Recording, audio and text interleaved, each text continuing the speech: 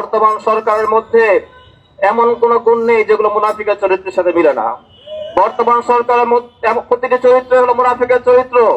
তারা নির্বাচনের পূর্বে গণভোটের পক্ষে কথা বলে, তাদের 31 দফা এবং ইশতেহারের মধ্যে সংবিধান সংস্কারের ওয়াদা দিয়ে তারা যখন নির্বাচিত হওয়ার পরে প্রথম দিনই তারা সংবিধান সংস্কার পরিষদের শপথ গ্রহণ না করে তারা জাতির সাথে গাদ্দারি করেছে।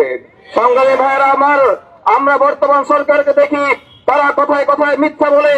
তাদের জ্বালানি মন্ত্রী বলেছিল আগামী 2 বছরের মধ্যে তারা নাকি আর বিদ্যুতের দাম বৃদ্ধি করবে না।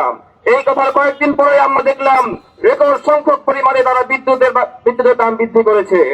বর্তমান সরকার ক্ষমতায় আসার 3 মাস হয়নি, ইতিমধ্যে তারা কয়েক দফায় তেলের দাম বৃদ্ধি করেছে, কয়েক দফায় গ্যাসের দাম বৃদ্ধি করে মানুষের নাগালের বাইরে নিয়ে গিয়েছে।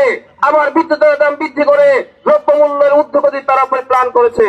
সংগ্রামী ভাইরা আমার, বর্তমান সরকার বলেছিল তারা নাকি প্রশাসক পদে কোন দলীয় লোককে নিয়োগ দিবে না। আমরা দেখতে পাচ্ছি প্রতিটি প্রশাসকের পদে তারা দলীয় পদধারীর ব্যক্তিদেরকে নিয়োগ দিয়েছে। এটাই কি তারেক রহমানের প্ল্যান? তিনি এসে বলেছিলেন আই হ্যাভ এ প্ল্যান। তার প্ল্যান হলো এটাই, তারা ক্ষমতায় আসার আগে জনগণের সাথে একরকম কথা বলবে, তারা কথায় কথায় এক ধরনের কথা বলবে, আর কয়েকদিন পরে সেই ওয়াদা ভঙ্গ করবে আর মিথ্যাবাদী করে জনগণের সাথে গাদ্দারি করবে। বা সংগ্রামী ভাইরা, আমরা আরেকটি বিষয় দেখতে পাচ্ছি, এনআরসির মাধ্যমে ভারতে লক্ষ লক্ষ বৈধ মুসলমানদের নাগরিকত্ব বাতিল করে সীমান্তবর্তী এলাকায় মুসলমানদেরকে তারা একত্রিত করেছে এবং ইতিমধ্যেই বিভিন্ন সীমান্তবর্তী এলাকায় তাদেরকে পুশিং করে বাংলাদেশে প্রবেশের জন্য পায়তারা চালাচ্ছে।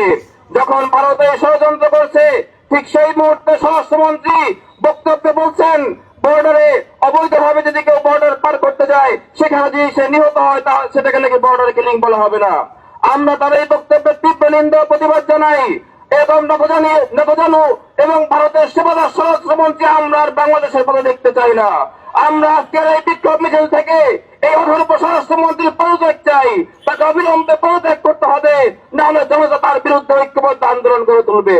সংগ্রামী ভাইরা আমার, আগামী দিনে যে কোনো আন্দোলন সংগ্রামে ঐক্যবদ্ধ ভাবে রাজপথে থাকার আহ্বান জানিয়ে আমার বক্তব্য এখানে শেষ করছি।